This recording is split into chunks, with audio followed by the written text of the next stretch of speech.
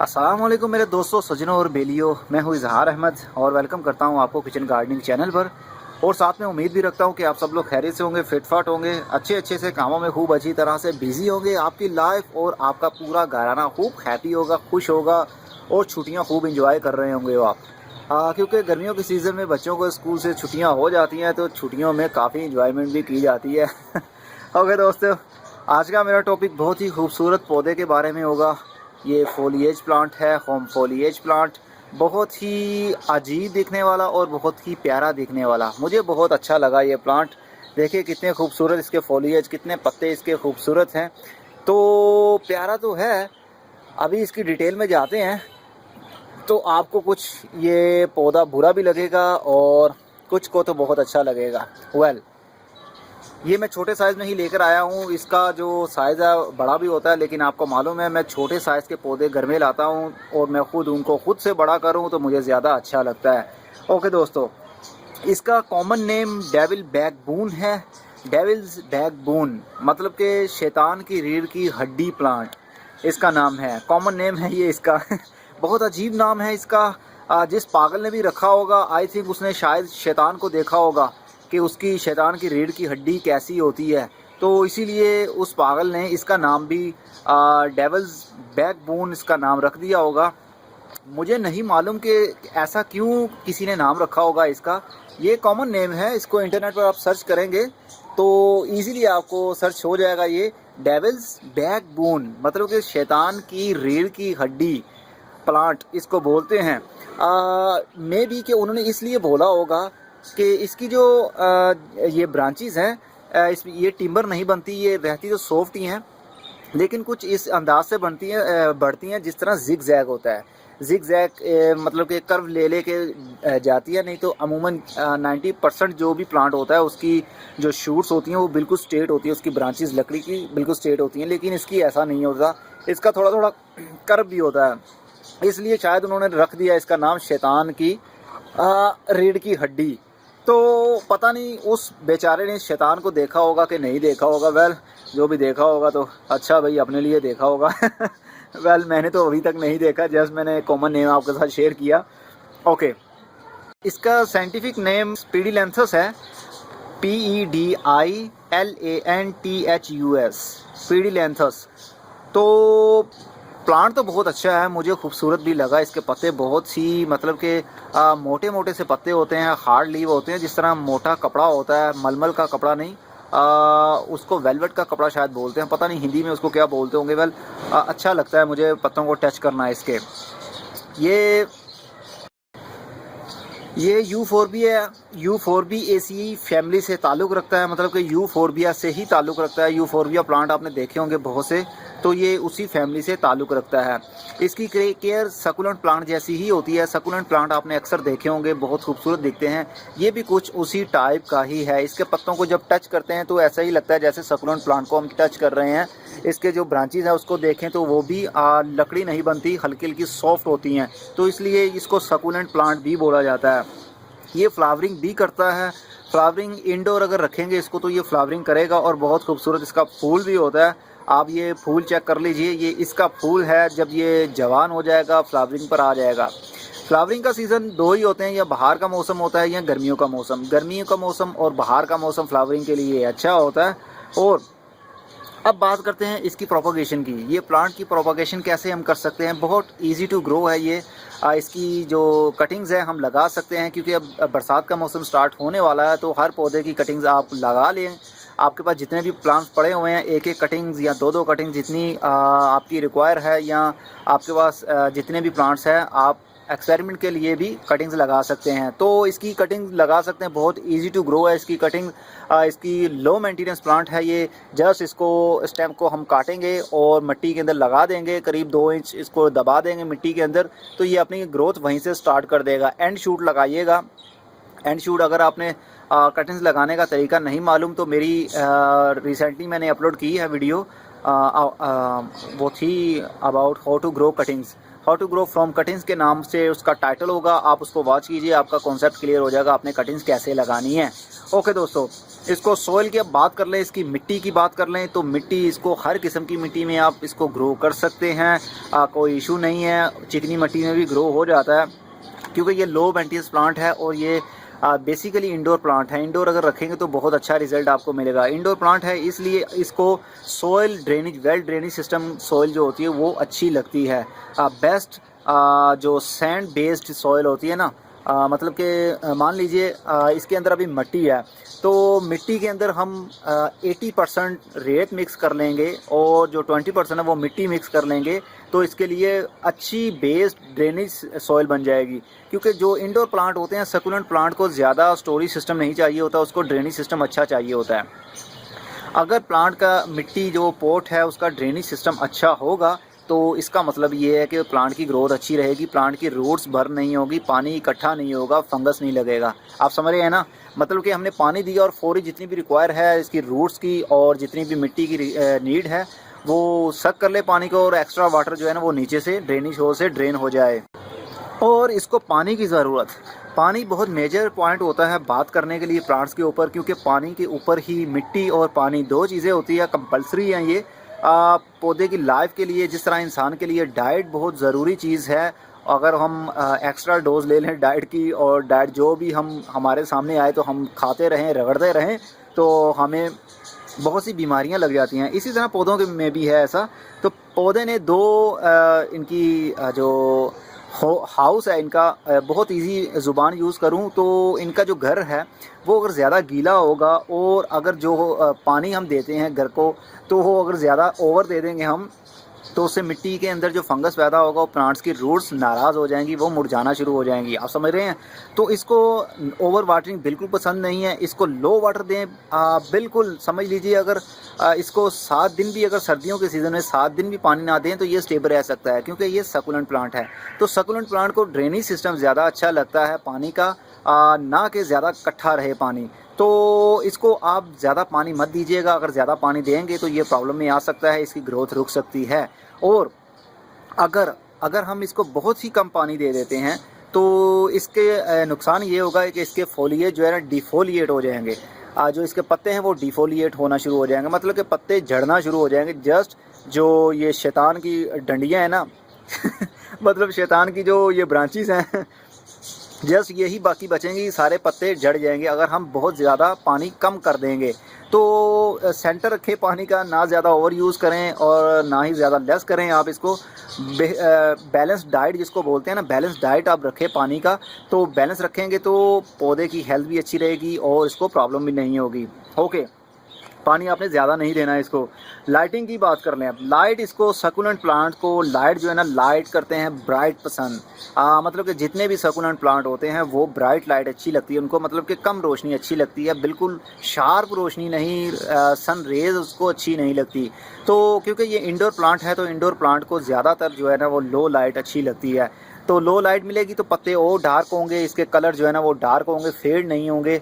Enhancement इसकी जो पत्तों की कलरिंग है वो ज़्यादा डार्कनेस में आपको फील होगी, तो बहुत अच्छा लगेगा आपको देखने को। तो इसको सनलाइट में आपने नहीं रखना, बिल्कुल नहीं रखना सनलाइट में, क्योंकि सनलाइट इसको बहुत बुरी लगती है। सनलाइट मीन के बुरी भी नहीं लगती। अगर हम इसको आउटडोर भी रखते हैं, ये बेसिकली दोनों प्लेस कर सकते हैं आप, इंडोर भी रख सकते हैं और आउटडोर भी रख सकते हैं। आउटडोर रखेंगे तो इसको फुल सनलाइट में मत रखिएगा। फुल सनलाइट में अगर रखना है तो सर्दी के सीज़न में रखिएगा। जैसे ही गर्मी का सीज़न आता है, बाहर का मौसम आता है फरवरी के एंड में और जून और जुलाई के महीने में डायरेक्ट सनलाइट में हम रखेंगे इसको, तो इसके पत्ते जो है ब्राउन होना शुरू हो जाएंगे, सन बर्न होना शुरू हो जाएंगे, मतलब कि जलना शुरू हो जाएंगे।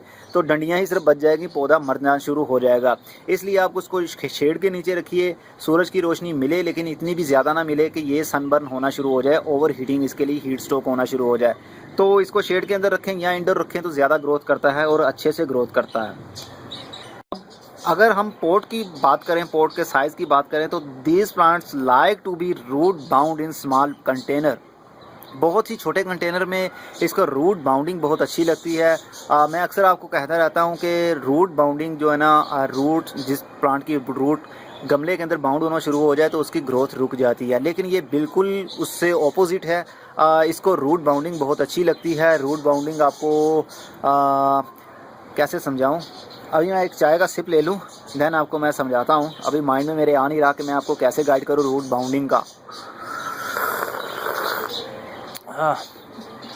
हाँ, गर्मी का सीज़न हो और ऊपर से छत पर हवा भी चल ना रही हो और हाथ में चाय का एक कप हो, तो पसीने निकल रहे हैं और साथ में चाय पी रहे हो, बहुत मज़ा आता है।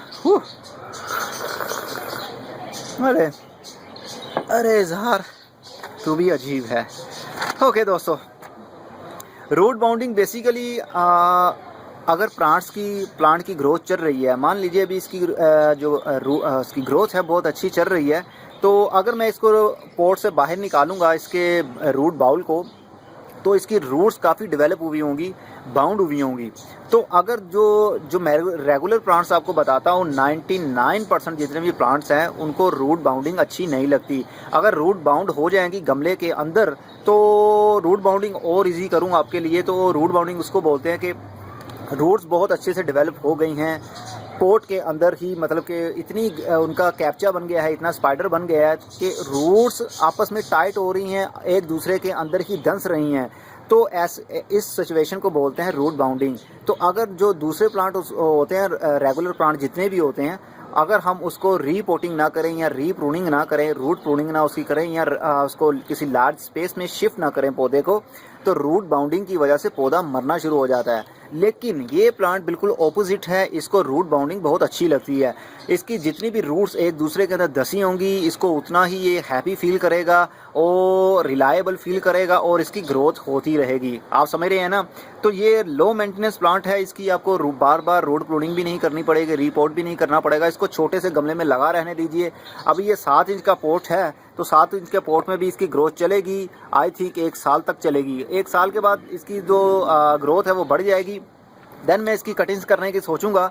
तो इसको रूट बाउंडिंग अच्छी लगती है, तो इसको बार बार हम रीपोर्ट नहीं करेंगे, ना इसकी गुड़ाई करेंगे। गुड़ाई भी इसको अच्छी नहीं लगती, क्योंकि अगर हम उसकी गुड़ाई करेंगे तो उसकी रूट्स जो है ना वो काफ़ी टूट जाएंगी। टूल की मदद से हम जब यूज़ करते हैं टूल, तो कट जाती हैं रूट्स। तो ऐसे में पौधे को अच्छा नहीं लगेगा, वो नाराज़ हो जाएगा, उसकी ग्रोथ रुक सकती है। इसकी गुड़ाई आपने नहीं करनी और ना ज़्यादा ओवर वाटरिंग इसको करनी है। ओके दोस्तों, और इसकी जो हाइट है पौधे की, मतलब ग्रोथ है कि ये कितने लेंथी हो सकता है, कितना ऊंचे तक जा सकता है, बढ़ सकता है। 1 मीटर मतलब कि 3 फीट से मैक्सिमम थोड़ा सा बढ़ सकता है, इससे ज़्यादा इसकी ग्रोथ नहीं होती। इसकी जस्ट ये जिस तरह ये आप स्टेम्प आप देख रहे हैं ना, इसकी लंबी लंबी ब्रांचेज हैं। ये इसको श्रबी प्लांट भी बोलेंगे। श्रब्स होते हैं, मतलब कि ये रूट लेवल से ही काफ़ी सारी इनकी एक स्टेम से ही ग्रोथ होती रहती है। तो ये है भी इजी टू ग्रो और इसकी मैक्सिमम जो 3 फुट तक इसकी लेंथ बढ़ सकती है। और ये विड्थ भी इतनी नहीं लेता, मतलब कि छोटा सा गमला है ना, तो छोटे से गमले में भी 2 से 3 साल तक ये इजीली रह सकता है। उसके बाद इसकी ग्रोथ अगर बढ़ गई ज़्यादा, तो फिर हम इसको लार्ज स्पेस में शिफ्ट कर सकते हैं। अदरवाइज़ इसको ज़रूरत नहीं है इसी पॉट में, ये अपनी लाइफ इसी पॉट में गुजार सकता है। और ये सदाबहार पौधा है, सर्दी के सीज़न में भी स्टेबल रहता है और गर्मी के सीज़न में भी। इसको लो टेम्परेचर अच्छा लगता है, मतलब कि कम सर्दी अच्छी लगती है। मान लीजिए 22 टू 30 सेंटीग्रेड इसको अच्छा लगता है। अगर इससे लो टेम्परेचर होता है, 20 से लो टेम्परेचर होना शुरू होगा, तो इसके लिए प्रॉब्लम ये होगी कि इसके जो पत्ते हैं वो डिफोलिएट होना शुरू हो जाएंगे ठंड की वजह से। सर्दी की वजह से जस्ट टहनियाँ बाकी बचेंगी और सारे के सारे पत्ते जो है ना वो जड़ जाएंगे। और अगर हम इसको ज़्यादा गर्मी में बाहर रखते हैं, तो ये सनबर्न होना शुरू हो जाएगा, इसके पत्ते ब्राउन होना शुरू हो जाएंगे, सर्कल आपको शो होना शुरू हो जाएंगे इसके ऊपर। इसका मतलब होगा कि ये सनबर्न है, इंडिकेट देना शुरू हो जाएगा कि इसको छाँव के अंदर रखा जाए, शेड के अंदर रखा जाए, तो इसकी ग्रोथ दोबारा से बढ़ सकती है। तो इसको ना ही ज़्यादा ठंड पसंद है और ना ही ज़्यादा गर्मी पसंद है, इसलिए इसको इंडोर प्लांट भी कहा जाता है। सर्दी का सीज़न जैसे ही ज़्यादा बढ़ना शुरू होती है सर्दी, तो अगर आपने इसको टेरेस में रखा होगा, तो इसको टेरेस से उठा के अपने रूम में प्लेस कर सकते हैं सर्दी के सीज़न में, दिसंबर और जनवरी के महीने में। तो इसके जो पत्ते हैं वो जड़ेंगे नहीं, एज इट इज़ ऐसे ही शाइन करते रहेंगे। ओके, अब बात करते हैं पेस्ट की। इनके ऊपर किस किस्म के जो कीड़े हैं वो अटैक करते हैं। इनके ऊपर पेस्ट 2 टाइप पेस्ट इसके ऊपर अटैक करते हैं, जो मिली बग्स उसको बोलते हैं। मिली बग्स सबसे ज़्यादा अटैक करते हैं। मिली बग्स अगर आपने नहीं देखा हुआ तो ये पिक्चर आपको शो करता हूँ, आप इसको देख लीजिए और अपने माइंड में बिठा लीजिए इस इमेज को कि मिली बग्स क्या होता है। बहुत से लोग देख कर कह रहे होंगे अरे ये हमारे हाइबिस्कस प्लांट के ऊपर भी आए हैं। तो ये बहुत से प्लांट्स के ऊपर अटैक करते हैं। ये एंड शूट के ऊपर जो प्लांट्स की एंड शूट होती है ना, जिस तरह ये देखिए अपर साइड के जो ब्रांच है इसके ऊपर वाइट सा आपको बहुत पाउडर सा फील होगा, तो आप समझेंगे पता नहीं ये क्या है, लेकिन वो बेसिकली कीड़े होते हैं। दूर से देखने को आपको लगेगा पाउडर है, जैसे ही आप बहुत क्लोजली देखेंगे इसको तो आपको मालूम पड़ेगा कि ये तो छोटे छोटे से कीड़े हैं जो कि सक कर रहे हैं पूरी की पूरी ब्रांच के जो उसके अंदर मॉइस्चर होता है उसको सक कर रहे हैं, उसके जूस को सक कर रहे हैं। तो इससे बचने के लिए बहुत से मेरे वीडियोज़ ऑलरेडी मौजूद हैं। वेल ये सेकंड इसको स्पाइडर माइट बोलते हैं। ये स्पाइडर माइट है, ये भी इसके ऊपर अटैक करता है, जाला सा भून देता है। स्पाइडर माइट करीब 80% पौधों के ऊपर अटैक करता है, लेकिन वो ज़्यादा नुकसान नहीं पहुंचाता किसी भी पौधे को। समटाइम तो वो बहुत ही फ़ायदेमंद होता है आपके पौधे के लिए, क्योंकि बहुत से पेस्ट ऐसे होते हैं जो आपके पौधे को नुकसान पहुंचाते हैं, रस चूस लेते हैं। लेकिन स्पाइडर माइट जाला भून देता है पौधों के पत्तों के ऊपर और ब्रांचेस के ऊपर, तो जैसे ही जो भी अदर पेट्स आते हैं तो उसके अंदर फंस जाते हैं और स्पाइडर माइट उसको खाना शुरू कर देता है। तो स्पाइडर माइट एज आपका पेस्टिसाइड स्प्रे का काम भी करता है, वो पेस्टिसाइड लिक्विड का काम भी करता है आपके, तो इसलिए स्पाइडर माइट को किल ना किया जाए तो ज़्यादा बेटर है। वेल अगर आप फिर भी दोनों से जान छुड़वाना चाहते हैं तो मेरी वीडियो ऑलरेडी मौजूद है होममेड पेस्टिसाइड बनाने की, तो आप उसको वॉच कीजिए और आपका कॉन्सेप्ट क्लियर हो जाएगा। अगर आपने नहीं देखा तो ये लिंक आ रहा है, इसके ऊपर क्लिक करके आपको पता चल जाएगा अपने होम पेस्टिसाइड स्प्रे कैसे बनाना है। ओके, ये तो था बेसिक इन्फॉर्मेशन इसके लिए। अब जो सबसे ख़तरनाक है वो मैं आपको इन्फॉर्मेशन देता हूँ इसकी।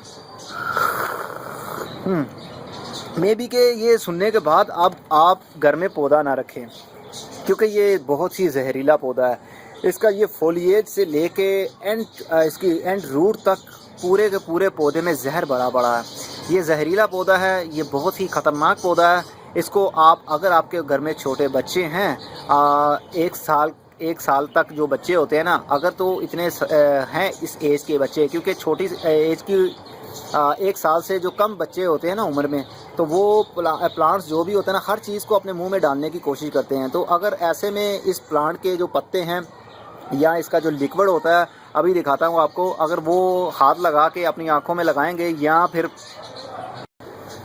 तो अगर वो हाथ लगाएंगे तो उनके हाथ में इन्फेक्शन भी हो सकता है, और अगर वो मुंह में डालेंगे तो क्रिटिकल सिचुएशन और डेडफुल पोजीशन भी हो सकती है बच्चों के लिए। इसलिए अगर छोटे बच्चे हों तो घर में मत रखिएगा। जब वो बड़े हो जाएं तो आप इस पौधे को घर में ला सकते हैं, एंटर कर सकते हैं अपने घर में। तो दोस्तों, इसके पत्तों के अंदर जहर मौजूद होता है, बहुत ख़तरनाक जहर होता है, लेकिन मुझे ये पौधा अच्छा लगा। इसके फोलिएज जो एजिस एरियाज़ हैं, इसके पत्ते के एजिस एरियाज़ हैं वो बहुत खूबसूरत हैं। इसका क्रीमी कलर है, आउटर लाइन में क्रीमी कलर है और बीच में ग्रीन कलर है। अभी आपको दिखाता हूँ करीब से तो आपको पता चलेगा। ओके, ये देखिए, ये क्रीमी कलर है और बीच में से बिल्कुल डार्क ग्रीन कलर है, ओवर ग्रीन कलर है, और साइड से बहुत ही खूबसूरत क्रीमी कलर है जो मेरे दिल को बहुत भाया। मैंने फ़र्स्ट लुक में ही इसको बाय कर लिया।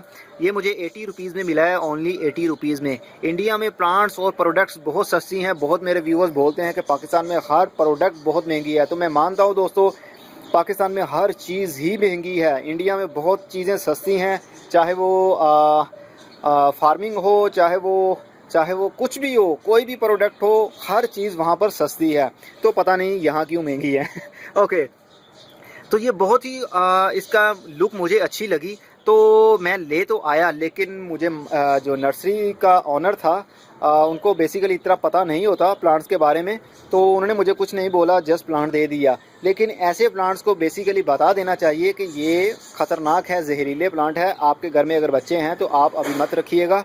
वेल, मैं आपको ख़ुद बता रहा हूँ क्योंकि मैंने इसके ऊपर सर्च किया, मैंने इसकी आर्टिकल्स रीड किए हैं, तो इसलिए ये मैं आपको बताता हूँ कि ये ख़तरनाक प्लांट है। इसके पत्ते में भी जहर है, इसकी ब्रांचेस में भी जहर है। शायद कि इसीलिए इसका नाम जो रख दिया गया शैतान की रीढ़ की हड्डी, शायद मे भी इसीलिए इसका नाम रखा होगा, क्योंकि ये जहरीला प्लांट है।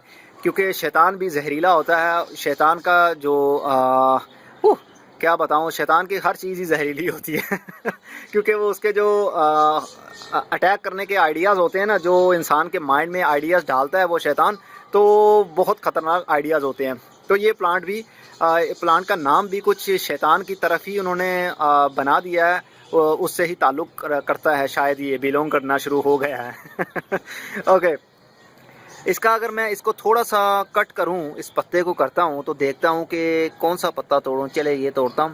इसमें से लिक्विड निकलता है, वाइट कलर का मिल्की सा लिक्विड होता है। ये देखिए, ये लिक्विड मिल्की सा लिक्विड बहुत ख़तरनाक होता है। अगर इसको हम जैसे ये मेरे फिंगर पर लग गया, अगर आप इसको प्रूनिंग इसकी कर रहे हैं या ब्रांच प्रूनिंग कर रहे हैं, तो अगर मेंटेनेंस का काम कर रहे हैं तो इसको काइंडली पहले हाथ पर ग्लव्स पहन लीजिए। ग्लव्स पहनने के बाद ऐसा काम कीजिएगा।